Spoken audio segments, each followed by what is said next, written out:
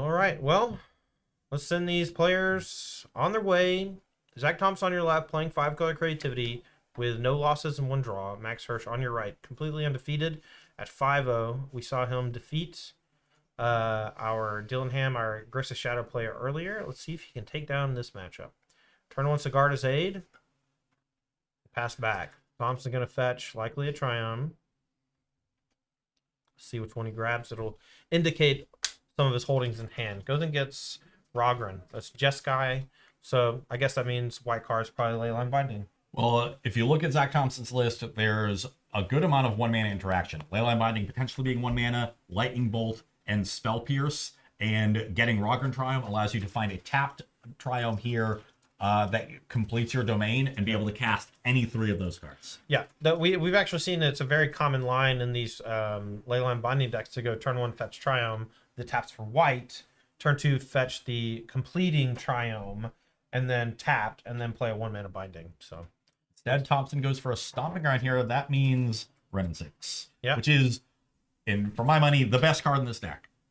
The game maybe the best card in Magic, honestly. I've played a good amount with creativity decks in Modern. The games where you start with a Wrenn and 6, especially on the play here, not under a ton of pressure. Night and day. Yeah, hugely different. So that is big for Zach Thompson here. And it's on Max Hirsch now to respond. Urza Saga, a solid card here.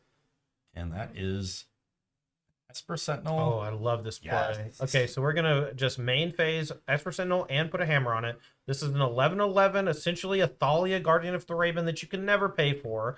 And it'll let Zach draw, or it'll make, let Max draw a card if Zach should trigger it. So we'll see if he has some sort of kill spell for either of these creatures here. He's going to need some help. Leyline Binding, Prismari Command, or Bust. And Didn't have Thompson it. passes the turn. All right, Saga ticks up to 2. There is another hammer in Max's hand. He could just go for the kill here. I have to imagine that there's no answer here from Thompson just because there's a high incentive to main phase of Prismari Command or similar. Chooses not to. This could bite him. Does have the ability to protect himself from the Archon with making a Saga token or sacking the Inkmoth Nexus. Yeah, that will... So we'll see if Zach has something to maybe bait Hirsch. I mean, Hirsch doesn't really have much interaction in the hands. It's really about what Thompson can put together. Yeah, I don't know. I feel like if your opponent just doesn't do anything, you should just go for the kill. It doesn't make a ton of sense to me. I feel like, there's heavy incentive to play around Spell Pierce at all times. And at this point, I would just assume that my opponent didn't have anything and I would hammer 2. Zach's hand looks pretty weak. I see 2 creativities, a persist, and I think just a bunch of lands. So not really any interaction going. But does have the creativity here. Max makes a construct token in response, so that will be the creature sacrificed.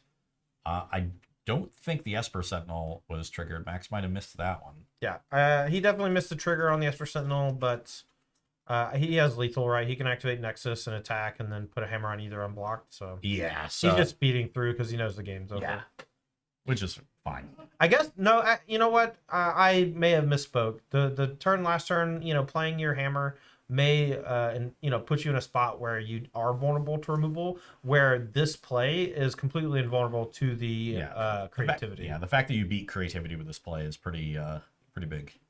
All right, so now with the Saga trigger on the stack, you float 1. Oh, miss lethal. Oh wow. Oh, he's gonna go get Shadow Spear again. Doesn't matter. Has it all rolled up. 18 ways to die. Puts it on there for free with a Cigar Aid. Well, I mean, the block here keeps Thompson alive, right? It's a 12/12, and you block. Well, he does. I guess he needs another land, but I think he has Land Hammer. He was showing him. All right. Yeah. Okay. That was also a lethal line. Fine. Yeah. We were just shortcutting a 2-turn sequence where it was 100% to win. Once you find a line that is 100% lethal, it is exactly equivalent to every other line. So that is also 100% lethal. And it looks cooler when you make more actions. Yeah. Max is doing something different. That is perfectly fine. And so a quick win there. I think that, the key in that game was Max recognizing I've got to put the hammer immediately onto my creature because that's the only way I'm ever going to get it down.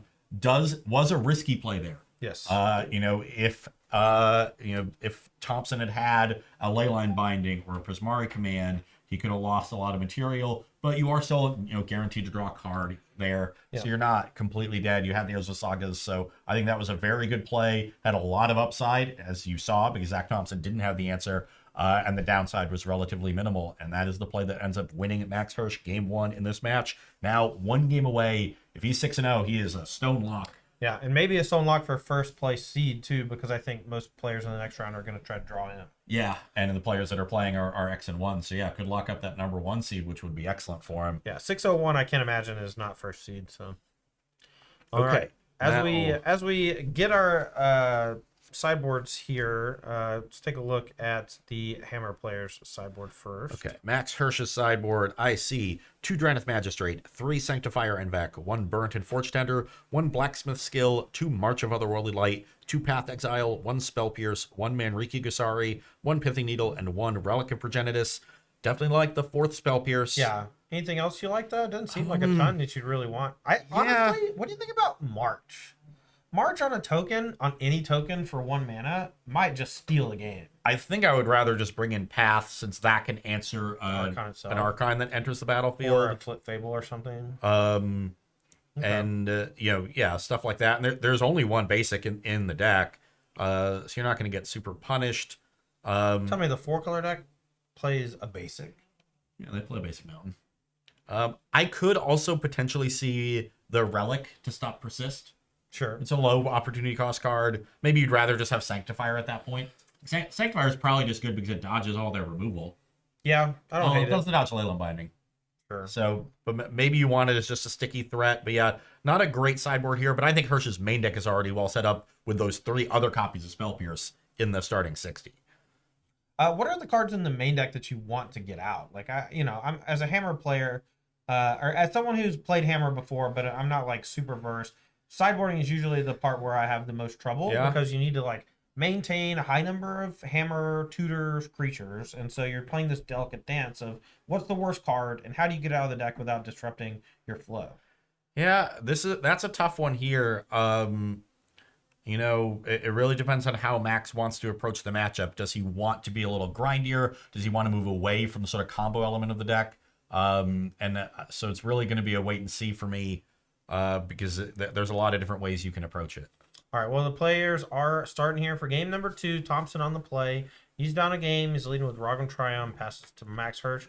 Turn 1 is Esper Sentinel, and he sends it back. Now, notable cards in Thompson's sideboard: 2 copies of Boseiju, great with Ren. 2 copies of Wear Tear, excellent in this matchup. But not much else. Okay, I mean, a couple of disenchants are fine, though. Yeah. Looks like Max Hirsch did follow your advice, brought in the Sanctifier and Vec, and we'll see if it's going to be tough to kill. Zach Thompson going to take a peek at it. Not a whole lot of graveyard interaction for Thompson, but dodging both red and black removal spells, that Sanctifier and Vec is something else. The hate cards out of Modern Horizons are scary. Yeah, and this will also stop any precision shenanigans from Zach Thompson, since Archon is a black creature and won't be able to go to the graveyard. Yeah, so Sanctifier and Vec, white for a 2/2, pro black and pro red. When it enters the battlefield, you exile all cards that are black and red from all graveyards. And if a black or red permanent, spell, or card not on the battlefield would be put into a graveyard, exile it instead. Just a really powerful effect, but doesn't look that great in the face of Leyline Binding. Luckily, Esper Sentinel got to draw a card, though. Here we go. Fat Zach Thompson going to go ahead and search through his deck. Curious if he's going to go get a land and play Fable, the Mirror Breaker, or maybe Ren and 6 and pay 1. Ren and 6 pay 1 and a minus would be pretty devastating for Max. Yeah, I'm in for that. You've given up 1 card to the Esper Sentinel from the Leyline Binding, but ooh, this is going to give another card and not get the Sentinel off the battlefield. But Fable the Mirror Breaker, an excellent magic card. Yes, it is. All right, back Hirsch's way, draws for turn, finds Sigarda's Aid. That could be a nice 1-2 punch. Yeah, it has a Spell Pierce and a Blue Source too, so if there's a hammer in hand, and I see 2 of them, Yeah, we land, could just start Sigarda's beating Aid, down with hammer. Spell Pierce backup. Scary stuff. And this might be another situation where you main phase it. Maybe you main phase 1 and attack and see what happens, and then if they don't block, you just kill them, and if they do block, who knows? Yeah, Hirsch shocks to 18, plays the aid. All right, one attack is easy. Let's see if Zach wants to prevent 10 damage or the kill. He does. Yeah. Goblin down, and now we get to hold up Spell Pierce. So this is great news for Max. Goblin down, hammer is equipped. We've got Spell Pierce up. This is everything you could want if you're the hammer player. All right, chapter 2 on the Fable. Thompson gonna look at his hand, see if he wants to discard anything, but that's Even has a blacksmith skill to stop like a Prismari command destroying the hammer. Sheesh. So I think he's got all the bases covered. Well, Spell Pierce is usually the only blue card in the main deck for these hammer decks, and sometimes it looks really bad. But against decks like Creativity, it is unbelievable. So that was 2 lands discarded for Zach Thompson to the Fable, picking up Prismari command and a Spell Pierce. Well, needs a second blue source, so Yeah. if he doesn't want to lose, he needs to find a Steam Vents or something similar. I don't think he has another land, though, so only one Did blue. we discard our only 2 lands? No, we have another Dwarven Mine. Oh, kept a Dwarven Mine. Yeah. Oh. Well, we literally drew Prismari Command Spell Yeah. Pierce, which was the only combo that could get us out of a Spell Pierce lock. Yeah, could have kept the Scalding Tarn and pitched 2 Dwarven Mines, and then we'd have a really great play here. Prismari Command, destroy hammer, 2 damage, 2 Esper Sentinel. Sure, you get to draw a card. You play either Pierce or Skill, and then I Spell Pierce it. All right, well, it looks like because we have chump blockers now, we're going to go for a second Fable instead. And if we do that, that plays around the Spell Pierce a little bit. So Max is going to get to draw a card. Yeah, and you could Spell Pierce this to keep Thompson off chump blockers, but I you'd be... like waiting. Yeah, you would run afoul of a Leyline Binding in particular, so I think you just let this happen. You also don't have a lot of ways to clear the one Goblin blocker or the Dwarf blocker, so it's not like countering the Fable really does all that much. The other Fable next turn is going to flip and be another blocker. So really, we just want to like kind of set in for a longer game and make sure we don't lose the creativity on the next turn. Yeah, well, and maybe it's hard to actually play around it with what Hirsch has, because if you let the Fable resolve, Thompson can chump block with the Dwarf, then untap, play another land, attack with the Goblin, get a treasure, and now he's got access to 6 mana, can creativity on the Goblin, holding up 2 for Spell Pierce. Okay, I guess that's fair. All right, back Hirsch's way. Drew another land. 4 mana at the ready if he needs. Not sure what all he wants to do this turn. I really needed a Stoneforge Mystic would have been ideal there. You could just find the Shadow Spear, second hammer, Shadow Spear, and go nuts. Though Thompson does have a Spell Pierce. I guess that would not work either. Stoneforge, Shadow Spear, Spell Pierce is lethal, so. No, it's not lethal. Yeah, Thompson's Never still at 17. Yeah, because of all the blocking. I think if I'm Hirsch, I'm prioritizing getting another creature onto this battlefield. Well, luckily for him, Nettlecyst has Flash here, so he could just say go and go end of turn Nettlecyst with Spell Pierce backup. That seems pretty good to me. Yeah, and there's really... all of his cards are instant speed at this point, other than the Purestone Paladin that isn't very good. So yeah, I think you can just say go and react to what Thompson does. How dare you say that Pure Steel Paladin is not very good. It's great. And we're getting a reflection of Kiki Jiki here, so Thompson's got blockers for days. Yeah. This is actually pretty reminiscent of the, I think it was game 1 of the finals of the Pro Tour last weekend, where Reed Duke had 3 Fable of the Mirror Breakers blocking a gigantic Aurid creature for many turns before the creativity combo closed it. Sick I was at the Pro Tour brags. I mean, you could have watched it. It was on coverage. I watched some. I promise you, when I was watching that match, I was not at the site. But they had so many TVs everywhere. All right, Fable Token comes in. Honestly, I kind of like going for a Nettlecyst in a block, but I don't know. Yeah, that Nettlecyst would be a 4/4 because you have 3 artifacts and an enchantment. Maybe they're just baiting a creativity. They just want to cast creativity so bad here. Which, who can blame them, you know? I think they're thinking about it. Whenever someone starts shuffling their hand really fast, they either have absolutely nothing or have no idea what to do. Well, that's a pass of the turn from Zach Thompson. So Hirsch fetches on the end step. Yeah, gets an untapped land, so I think he's going to go for the Nettlecyst here.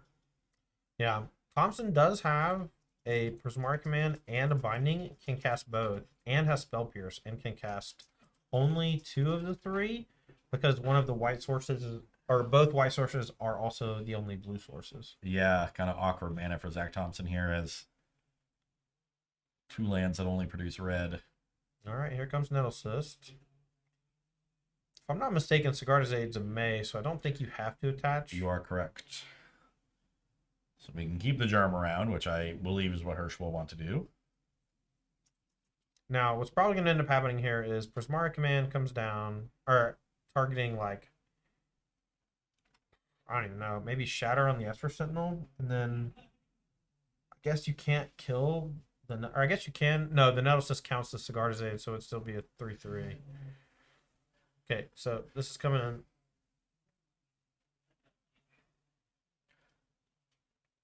in. Now we want to respond to this trigger. And go 2 damage to Sentinel, destroy the hammer. Yeah, could be a nice play. Just leave the Nettle Cyst there. Could, yeah. Yeah, that's the only way to make the 2 damage mode on the command live. Yeah, that's fair. Could make a treasure. Shatter plus treasure lets him do binding plus spell pierce too. So draw a card, resolves. That's for Sentinel with a hammer on it, man. That's something else. Oh, they're waiting. Oh, yeah, I think he's asking the modes before Yeah. he draws a card. And that's a Horizon Canopy. Yeah, but remember, this is all during Thompson's end step, so we could have like a big fight here that ends in Max just untapping and maybe finding Shadow Spear for the kill. We'll see how it goes, though. Is Prismari Command just going to resolve, right? Or does Blacksmith Skill potentially protect? Yeah, so you could try to go skill, give my hammer indestructible, and then the 2 damage will be irrelevant. But whichever one he decides to play, Pierce or skill, will get spell pierced by Thompson. Right. So there's not going to be a kill here unless like a Ginger Brute happens. Max is kind of sniffing it out, though. He knows that it might be a let this happen and hold for when you go for lethal, but we're going to go for your play. I really like this. Blacksmith Skill on the hammer. That's going to invalidate the 2 damage. This is essentially going to force Thompson to play the spell pierce now. Yeah, you got to spell pierce this. Hirsch is on 4 lands. Like your spell pierce might not have another target the rest of this game. Right. And this is a good target. Right. Okay. Pierce resolves. Creature killed. Hammer killed. Nettle Cyst with a germ on it. And Oh yeah, we still have the Nettle Cyst. and this is all again on Thompson's instep. So now untap for Hirsch. Let's see if he can find a kill This here. is a 2/2 germ right now. That's a Saga. It's lethal in a couple turns. And then there's a Pure Steel Paladin in hand, Arid Mesa, Horizon Canopy. I think second Paladin and a Spell Pierce. I think second hammer too, right? No, I thought I saw a second hammer earlier this game. I think I was wrong. Okay. All right. Well, we can go double pure So- steel pass. Well, no, we got to leave up the Spell Pierce still. Okay. And we're gonna chump block. Um, This is a trade. Oh no, the Saga is from an the enchantment. Saga. Yeah, Yeah. once we play the Saga. Secret 3/3. Mm-hmm. Post main or Not post sure if combat. Thompson knew that. He's been blocking. He's scared. Yeah, you definitely want to get a second creature out because I think the germ is more valuable than a paladin. But at this point, Hirsch kind of flooding a bit, doesn't really have the goods to get over the finish line. And these Fables have done a great job of just stalling out this game and giving Zach Thompson time. Yeah. Now, a Leyland Binding on that Nettle Cyst, suddenly Hirsch doesn't really have much of anything going. Well, he's got Saga tokens that can start being activated next turn. All right. Let's get our treasure. Taking 2. Life total is still pretty high for both players. There's been a lot of blocking. Yeah. Looks like Hirsch is going to 13 here. All right, Renin 6. No more card draw. Esper Sentinel down. But there's nothing that kills here. Although, going to tick up and get a fetch land back. This is going to be an extra blue source / Dwarven Mine. Has creativity. Choosing not to go for it this turn. Could have just went for creativity equals 2, but would have lost to the Spell Pierce. Saga trigger on the stack. Back Hirsch's way. Found hammer. That's scary.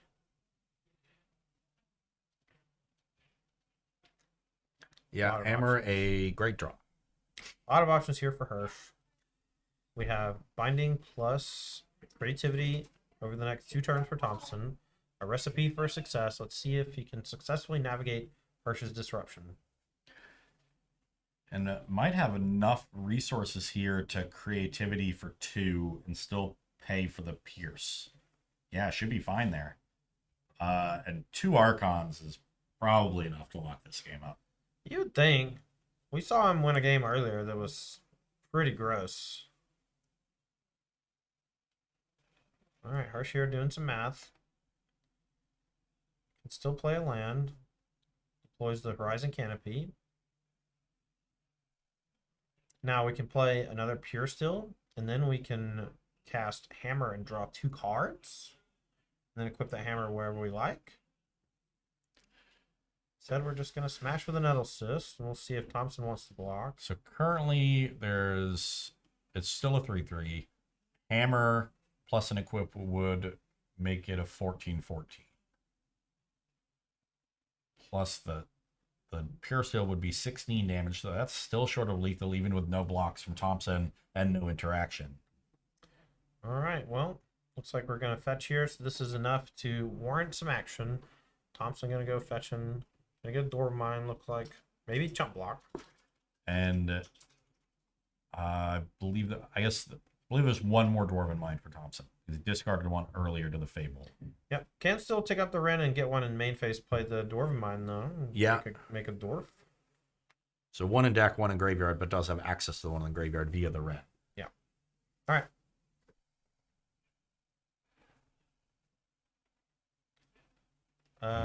Looks like Are we finally pulling the trigger on the binding? Looks like really tanking on it here. I wonder if we bind this Sigarda's. We've got answers to a bunch of creatures. But the Aid might be the scariest card. There's a lot of scary stuff going on the other side, though. I honestly don't really know what to do. Yeah, and Thompson doesn't know that Hirsch's hand is relatively weak with only the Pierce. There could be multiple Pierces that would make it tough to resolve a creativity. Yeah. Also, Blacksmith's Skill. If you target one of the things that they try to destroy, making it indestructible. Creativity says for each permanent destroyed this way. Okay. So skill does stop at least one part of the creativity, one target. All right, so we just got a chump block on the Nettle Cyst. Now, second main phase from Max. Can go for Pure Steel Paladin. Can go Pure Steel Paladin and activate Saga and cast Spell Pure Steel. Can also play Hammer and draw 2. Decides to just say go, putting emphasis on maybe crack Horizon Canopy or just bluff, or just playing around a bunch of stuff. Back Thompson's way. No binding was cast. Gonna get back Scalding Tarn. And is this the turn we see a creativity? I mean, creativity where you can play around Spell Pierce seems pretty good to me. Yeah, this is potentially 8 mana available too, between the 6 lands and the 2 treasures. We're gonna attack. I feel like Hirsch should make a Saga and block.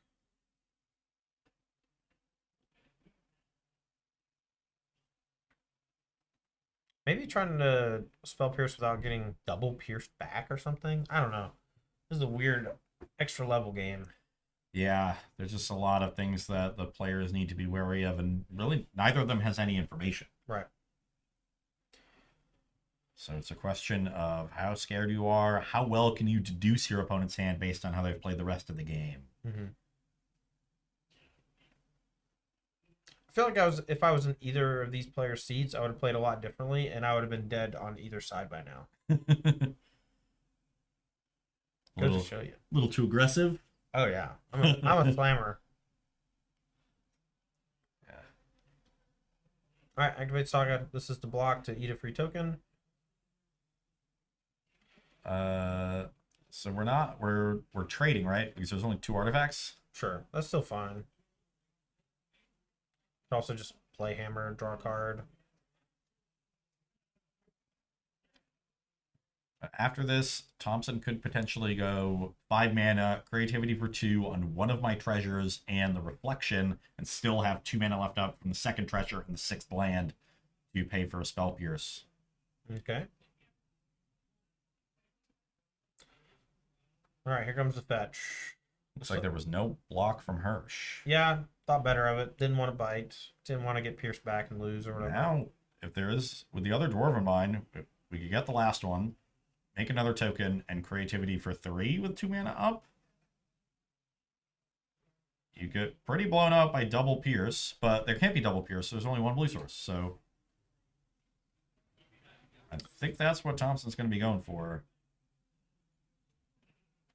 All right, seems like Thompson has successfully navigated around the spell pierce. Yeah, the power of Fable of the Mirror Breaker. Yeah, are pretty good. Well, maybe, okay, only going for a 2. I think that's fine. I think 3 is way overkill.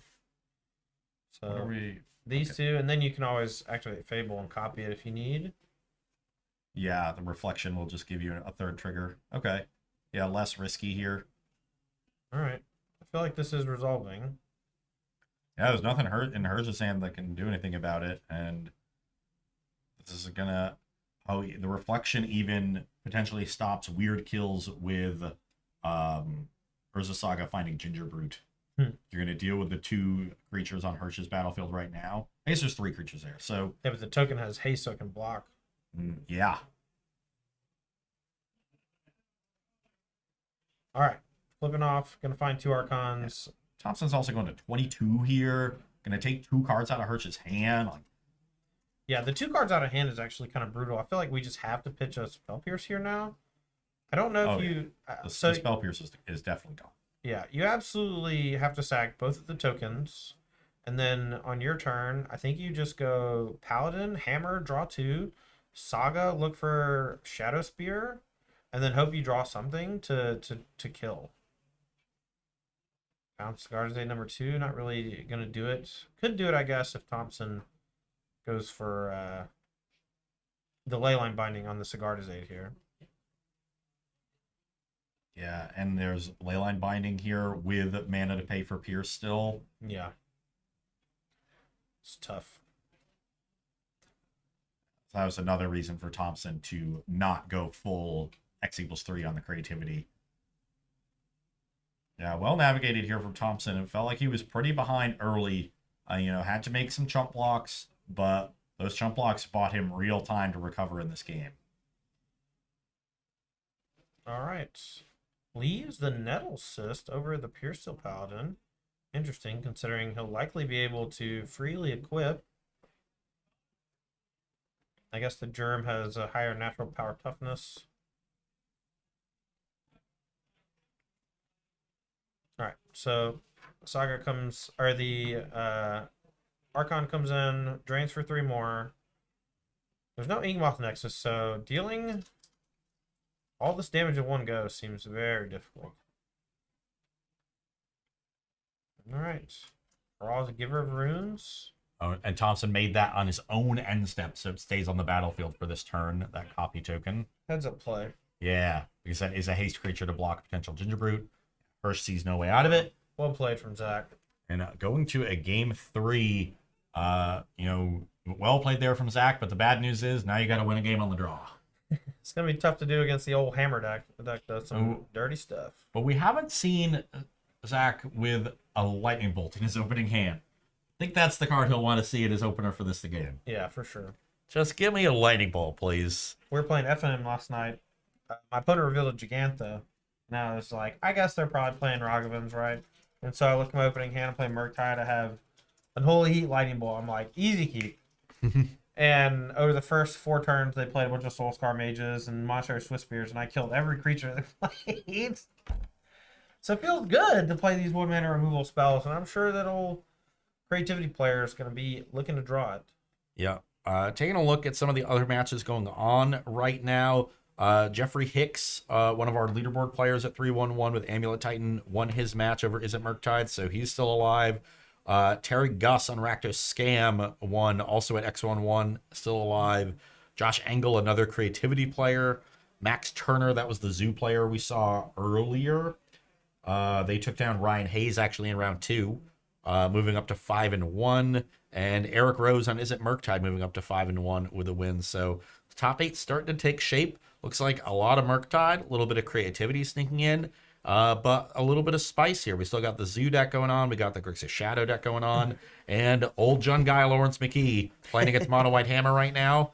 At 4-1, trying to get into this top 8. We saw him take his only loss to Is a Murktide. Has not dropped another match today. Impressive stuff. What's your take on mono white versus blue hammer? Which one do you prefer? I actually kind of like the mono white version now. That, granted, I think this is specifically the matchup where the blue matters the most. Yeah. So you'd be happy to have it against creativity, but creativity has dropped down a bit since the Orient ban. So I'd rather have the consistent mana and more blacksmith skill. I think skill is a great card. Yeah. It often does exactly what spell pierce would do, but isn't conditional on how much mana they have left over. All right, turn 1, Scarlet 8 here from Hirsch. Just a land from Thompson where... Is that a Pithing Needle in Hirsch's hand? Looks like it. Is he trying to Pithing Needle Renin 6? Maybe. I guess we'll get confirmation in a minute. If he On plays the it. play with the hammer deck, I don't want cards that are that reactive. That's fair. It's just a 1-of, though, and it can maybe save your bacon. I think we're going to see a 1-drop and a go, and then if there's a bolt, we're going to go for hammer. Yeah, he's got the hammer and the aid. Ooh, goes for a needle. All right, in response, we're going to fetch, because if that sticks, we're going to be able to name Arid Mesa, and that's bad news. Basically, 1-mana Stone Rain. Thompson here. Going to fetch a land. It's an untapped stomping ground? Yeah, it has to be. Yeah, because if it was going to be a tap stomping ground, you might as well go the proving ground. Yeah, so we're going to Stomping Ground. We're going to probably Lightning Bolt the Giver of Runes. Yeah, Hirsch getting kind of punished for playing this needle. Not sure how relevant it's going to be. Could have made Thompson's Lightning Bolt a lot more awkward by holding up a hammer. Yeah, but maybe just doesn't want to put a hammer on the Giver of Runes. Maybe wants to wait. But no other creatures in hand. But with Saga in play, we're going to basically be Sagaing the next few turns. So maybe naming Ren is just stifling the development from Zach, and that's more important. And, Ren in hand, but Thompson decides not to cast it. Trying to hold up some more interaction? What does he have? Well, the Ren doesn't do anything, right? Oh, it was named with the Pithing Needle? Sure. I mean, I would guess I would assume. 99% accuracy. Okay. All right, Hirsch plays Arid Mesa. He's going to hold up Cell Pierce and threaten. We're going to fetch, I guess, in response, just to play around something, just to make sure we have Spell Pierce up in case the worst case scenario happens. Something that could blow up the Saga like a Wear Tear. Makes sense, right? Potentially. The needle did name Ren. Yeah. All right. Confirm that Needle is naming Ren. That makes sense. Hirsch going to fall to 17, it looks like, from this fetch and shock. Thompson should be at 16 because Has 2 fetches and a shock. Classic modern mana-based damage. It do be like that. We'll get updated life totals for you in just a second. Our judge had to step away for just a second, but I've got an update for you, Todd. what's that? Lawrence McKee, Jund Guy falls to mono white No! hammer. Deshaun Johnson taking that match down, moving to 5-1. McGee falling to 4-2. I can hear Brad Nelson's crying everywhere. You mean Bart Narsons. Bard Nestlons. Okay, turn 3 here from Zach Thompson, and they're in an awkward spot here. I think I see, Fables and a lot of sorcery speed stuff, but yeah, hard to tap out for something like that when you're looking at this Saga that is making, threats, and then potentially Sigarda's Aid finding hammer for them. Okay, so has a bolt for that first token, but here... Draw a Shadow Spear. That could be good for Trample later to get over something like a Fable token or a Dwarf. Also has Spell Pierce. Could maybe float. Go for Ginger Brute, putting the hammer on it, and then still having Spell Pierce up. That seems like a juicy one. Yeah, with hammer in hand, this could be a turn where Hirsch just decides to go for it. Nope, slow plays. Yeah, this has been his modus operandum. I haven't seen him bite at all. And I think that if you want to be a truly great hammer player or a truly great infect player, if you want to become Tom Ross, you have to sniff out every single moment that you can bite your opponent. Yeah. Well, so the awkwardness, if we go for the aggressive line, is if your opponent has a piece of interaction to draw out your Spell Pierce and then untaps into a creativity. But here's the thing. By Hirsch taking this line, a piece of interaction on the creature cuts you off of the mana for the Spell Pierce anyway. Yep. So it already forces the Spell Pierce. So you're basically dead to interaction and to creativity, regardless of which line you take. And this line that Hirsch has taken has far less upside than just attacking for 11 and having a virtually unblockable 11 power creature for the next turn. It seems like Zach had it rolled up no matter what, though. I believe he has Binding, and then can do that for 1 mana. That'll bait the Spell Pierce. And then once that happens, he can untap, fetch into Dwarven Mine, and then go for the creativity for 1 with the shields down. So this is fetch to 15 for Zach, and, the Binding should draw Spell Pierce. Ooh. okay, maybe it doesn't have the no creativity, so it doesn't want to bother Yeah. right this moment. That makes sense. Looks like the hand is Ren and 6, Fable of the Mirror Breaker. I think we just drew an Archon, which is not great. Yep. Nope. Then But I'll- we do have the Binding still. Leyline Binding. Some I lands. think there's a land or two. And that is not ideal. So we might see a main phase Leyline Binding, around the Spell Pierce into Fable. Now, what do we hit? I think it's the creature. You shut off the Equip next Yeah. turn, and you shut off the Springleaf Drum this turn. And you shut off the Spell Pierce on your follow-up Fable. That'll let you pitch the Ren and 6 in the Archon, find some more gas. Yep. And you're really not under any pressure right now. Well, if I'm Max, I'm pretty happy with this sequence because you're not dead. And if there was a creativity in Thompson's hand, there was a 2-turn sequence where you were going to be dead. All right, looks like we're about to get updated life totals here finally. Sorry about the technical difficulties. Our program is bugging out.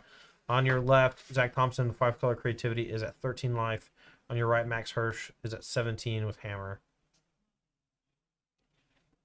We have Sigarda's Aid, Spell Pierce, Shadow Spear, Hammer, no creatures, and pass back. A bad spot for Max Hirsch, to be sure. 2 Archons pitched. I like keeping one of the Archons personally, just Yeah. because you get up to 8 pretty quick with this Fable token getting in there. And I think Zach Thompson, a little autopilot there, could have thrown the Ren and 6 that is unlikely to ever be turned on because you just have more high-value targets than that Pithing Needle. At this point, it's also just outclassed, right? Like, Yeah. Ren 6 is great on turn 2, pretty good on turn 3, worse on turn 4, 5, 6. But the Goblin Shaman comes in, makes a treasure, drops Max to 15. Okay, and there's another Fable. So we're going to be able to continue to tear through our deck, discard some of these bad cards, and find more gas. Gotta like Thompson's spot here. All right, we're going to make another Goblin. Oh, Alias, thanks for the sub. Appreciate it. All right. Oh, Yeah, again, we're having a little technical difficulties, chat. Sorry about that. our Hopefully players have entered a time warp. I can see them out the window of our studio. All right, I'm going to do live commentary through the window. All right, here we go. Sorry about this, chat.